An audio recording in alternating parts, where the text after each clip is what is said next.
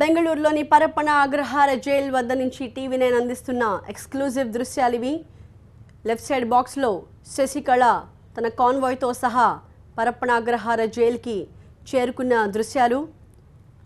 ఆ తర్వాత కుడివైపు బాక్స్లో మనకు కనిపిస్తోంది శశికళతో పాటు ఇళవరసి ఇద్దరు కూడా జైలు లోపలికి వెళుతున్న దృశ్యాలు.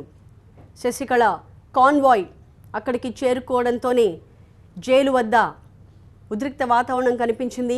ఊహించని విధంగా జయలలిత అభిమానులు శశికళ కాన్వాయ్పై దాడి చేశారు.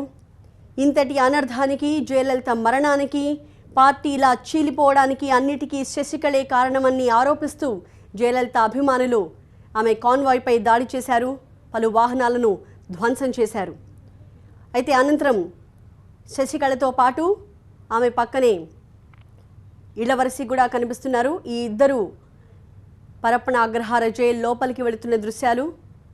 పోలీస్ అధికారులు, జైలు అధికారులు వెంటరాగా శశికళతో పాటు ఇళవరసి జైలు లోపలికి నడుచుకుంటూ వెళ్తున్న దృశ్యాలను మనం చూస్తున్నాం.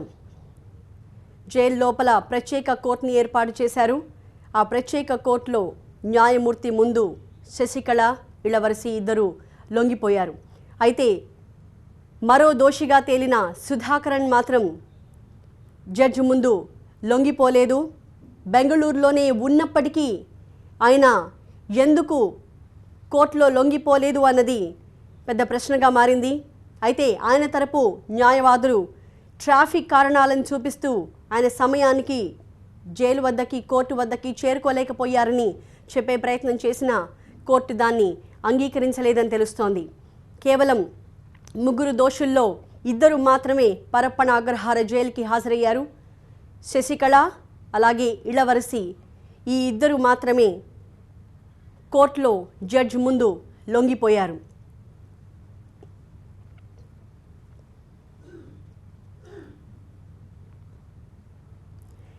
శశికళ ఇక శిక్ష తప్పదని భావించిన క్రమంలో ఆమె కోర్టుకి పలు విన్నపాలు చేసుకున్నారు. తనను ఒక ప్రత్యేక ఖైదీగా పరిగణించాలన్నది ఆమె ప్రధానమైన విన్నపం. తన ఆరోగ్య కారణాలను కూడా ఆమె కోట్ చేస్తూ తాను షుగర్ పేషెంట్ని కాబట్టి ఇంటి నుంచే భోజనం తనకి అందేలాగా ప్రతిరోజు ఏర్పాటు చేయాలన్న రిక్వెస్ట్ కూడా ఆమె పెట్టుకున్నారు. అలాగే ఆమెకి ఒక ప్రత్యేక గదిని కేటాయించాల్సిన అవసరం ఉందని, ఆ గదిలో కూడా పలు సౌకర్యాలు తన కోసం కల్పించాలని కూడా రిక్వెస్ట్ చేసుకున్నారు. ఒక డబుల్ కాట్ బెడ్ కావాలన్నారు, చూడ్డానికి టీవీ కావాలన్నారు, ప్రతిరోజు మినరల్ వాటర్ మాత్రమే తనకు అందించాలని అడిగారు. అలాగే తనకి వెస్టర్న్ బాత్రూమ్ సౌకర్యం, ఆ బాత్రూంలో 24 అవర్స్ వేడి నీరు వచ్చేలాగా సౌకర్యాన్ని కల్పించాలని కూడా కోరారు. తనను ఒక ప్రత్యేక ఖైదీగా పరిగణించాలని, అన్నిటికీ మించి తనకొక సహాయకురాల్ని కూడా ఏర్పాటు చేయాలన్నది ఆమె అత్యంత ప్రధానమైన రిక్వెస్ట్లో ఒకటి. అయితే ఈ విన్నపాలు వేటిని కోర్టు అంగీకరించలేదని తెలుస్తోంది. అన్నిటినీ తోసిపుచ్చింది కోర్టు. శశికళ ఏమాత్రం ప్రత్యేక ఖైదీ కాదు, ఆమె ఒక సామాన్య ఖైదీగా మాత్రమే జైలు శిక్ష అనుభవించాలని కోర్టు చాలా స్పష్టంగా పేర్కొంది.